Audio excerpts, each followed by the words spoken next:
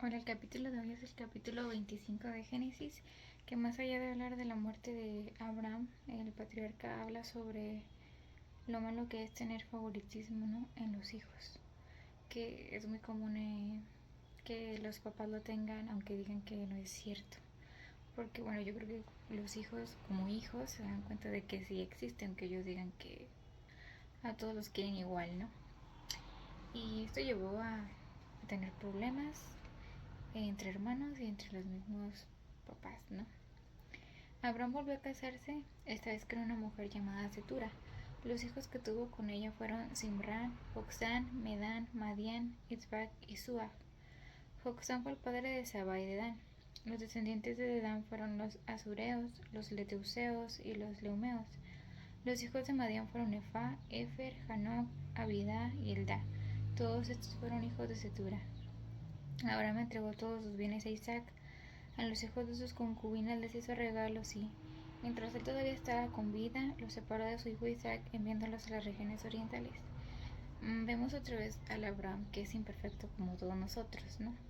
Él ya había tenido otra mujer que fue Agar, que tuvo que mandarla lejos junto a Ismael porque había conflictos que se daban por esas mismas decisiones de que había tenido más mujeres. Entonces sabemos que eso no era lo ideal, no era lo que Dios quiso desde el inicio, pero era lo que se usaba en la época donde estaban viviendo, ¿no? Donde para que ellos fueran poderosos tenían el derecho de tener muchas mujeres o concubinas o tener muchísimos hijos. Que sí, se cumplió lo que Dios decía de que él iba a tener una descendencia enorme, pero con otras mujeres. Y obviamente no era lo que Dios quería, pero era con lo que Dios trabajaba. Dios es perfecto trabajando con nosotros que somos imperfectos. Entonces ella, Seturo tuvo más hijos, pero tuvo que volver a repetir esto, ¿no? De ya sé que si están con mi hijo Isaac, que es el de la promesa de Dios, va a haber problemas por lo que sea, por herencia y por tierras, y no. Dios quería que fuera el hijo de Sara, que era lo ideal, ¿no? El matrimonio ideal que Dios había bendecido. Solo el hijo que tenía con ella, que era Isaac. Los demás no eran, sí eran importantes para Dios, o sea, los bendijo mucho, pero no era el camino del que iba a venir Jesús, ¿no? Del que iban a hacer esta línea de donde viene Jesús. Entonces les volvió a dar regalos, pero obviamente toda la herencia y todo lo que había dejado Abraham iba a ser para Isaac, para el primogénito de Abraham. Abraham vivió 175 años, murió en buena vejez. Luego de haber vivido muchos años, fue a reunirse con sus antepasados. Sus hijos Isaac y Ismael lo sepultaron en la cueva de Macpela, que está cerca del Mamre, es decir, en el campo del hitita Efram, hijo de Zohar. Este era el campo que Abraham había comprado a los hititas. Allí lo enterraron junto a su esposa Sara. Luego de la muerte de Abraham, Dios bendijo a Isaac, hijo de Abraham, quien se quedó a vivir cerca del pozo del viviente que me ve. Aquí vemos que, como ya habíamos platicado, ¿no? Que Abraham había comprado estas tierras y esta cueva y que cómo se hizo residente con la muerte de Sara.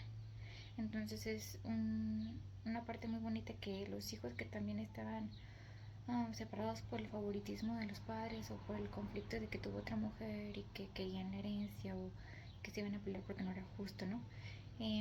Fue bonito ver aquí que al menos tuvieron un rato de paz al reunirse para enterrar a su padrino. Esta es la historia de Ismael, el hijo que Abraham tuvo con Agar, la criada egipcia de Sara.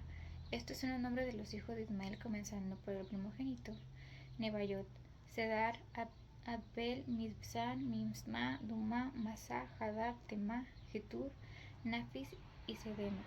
Estos fueron los hijos de Ismael y estos los nombres de los 12 jefes de tribu según los propios territorios y campamentos. Es como Dios también ya le había prometido a Agar cuando se sintió desamparada en el pozo del viviente que me vino, que le dijo va a ser padre de naciones de 12 tribus, y pues aquí como vemos se cumplió. Ismael vivió 137 años. Al morir fue a reunirse con sus antepasados, que también aquí también se menciona esto de que la esperanza de que cuando mueres te puedes reunir con la gente o con tu familia que ya había muerto, ¿no? Es la esperanza de reunirte con tus antepasados, no solo de que te vas a la tumba, sino de que hay esperanza de que más allá de la muerte hay vida, ¿no? Sus descendientes se quedaron a vivir en la región que está entre Javilá y Sur, cerca de Egipto, en la ruta que conduce a Siria. Allí se establecieron en la franca oposición a todos sus hermanos. Esta es la historia de Isaac, el hijo que tuvo Abraham. Abraham fue padre de Isaac. Isaac tenía 40 años cuando se casó con Rebeca, que era la hija de Betuel y hermana de Labán. Betuel y Labán eran arameos en Padán Aram. Isaac oró al Señor en favor de su esposa porque era estéril. El Señor oyó su oración y ella quedó embarazada. Pero como los niños luchaban dentro de su vientre, ella se preguntó, si esto va a seguir así, ¿por qué me pasa esto a mí? Porque entonces fue a consultar al Señor y el Señor le contestó, dos naciones hay en tu seno, dos pueblos se dividen desde tus entrañas, uno será más fuerte que el otro y el mayor servirá al menor. Cuando dice que ella sentía que peleaban en su vientre, no era que sintiera las patadas normales, ¿no? Sino que sentía que se movían mucho como si uno estuviera aplastando al otro, que era la palabra de la que viene del hebreo. Entonces, aquí vemos que el Señor, fuera de lo que se usaba en aquel tiempo, que el primero que naciera era el primogénito, eligió al menor sobre el mayor, porque Dios sabía cómo Esaú iba a ser menospreciante con las bendiciones de Dios, ¿no? Que no le iban a importar mucho. Entonces por eso eligió a Jacob, aunque fuera de una manera tramposa la que él robó la bendición o la primogenitura.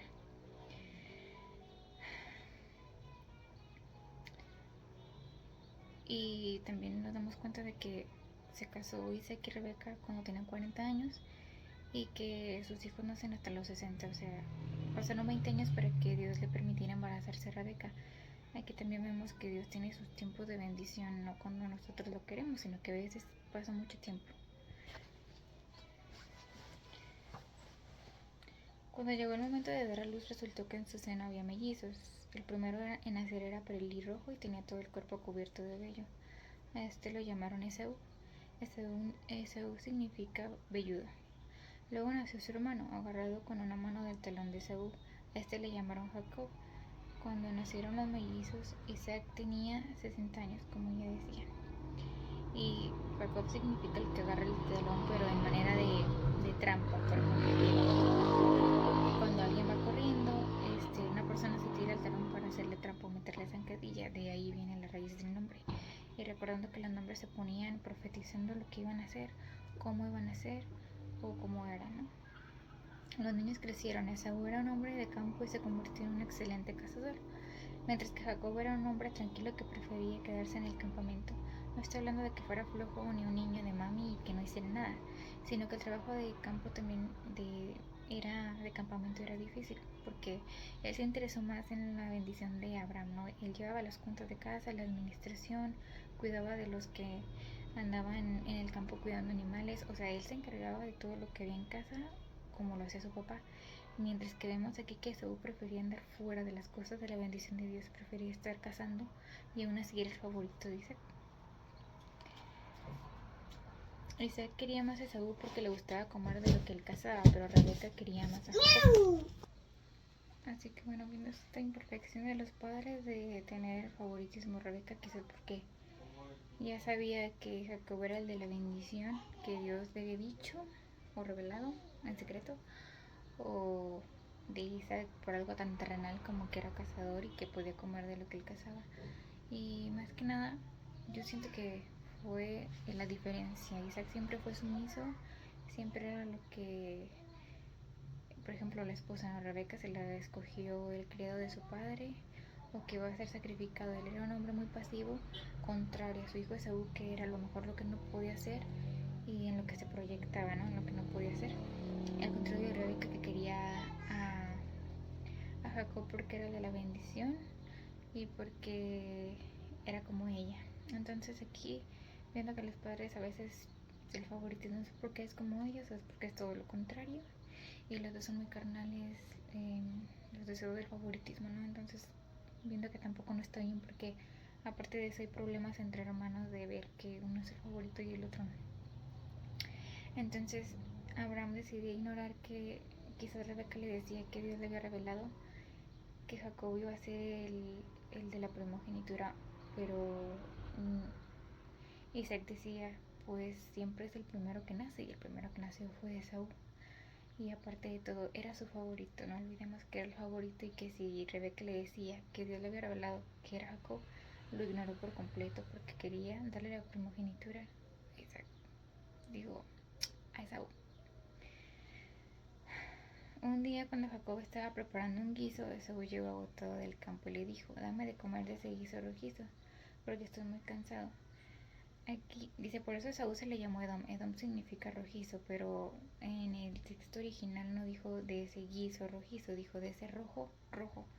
Estaba tan hambriento y tan enojado de haber ido a cazar que ni siquiera supo decir lentejas rojas, que este era el guiso, lentejas rojas, y por eso a él se le conoce como Edom, bueno, el apodo de rojizo, y luego de ahí nacen los edomitas, que son los enemigos de Israel, ¿no? Que son los descendientes de Jacob, que se convierte después en Israel. Entonces, él preferiría el hoy, no el cambio mi bendición por hoy estar con un plato de comida lleno. Como decía, no le importaba mucho la bendición de Dios. Véndeme primero tus derechos de hijo mayor, respondió Jacob, que también él actuó muy mal, ¿no? Como muy tramposo, muy manipulador y calculador, que también, como vemos, Dios no trabaja con nosotros por ser perfectos, sino por lo que Él quiere o lo que Él ve en ti y su fidelidad, no por cómo te portes, porque todos nos equivocamos. Me estoy muriendo de hambre, contestó Esaú, así que ¿de qué me sirven los derechos de primogénito? Ahí vemos por qué Dios no lo eligió, ¿no? O sea, a él no le importaba esto de la primogenitura, ni que le fueran a heredar todo. Véndeme entonces los derechos bajo juramento, insistió Jacob. Esaú se lo juró y fue así como vendió Jacob sus derechos de primogénito. Jacob, por su parte, dio a Esaú pan y guiso de lentejas.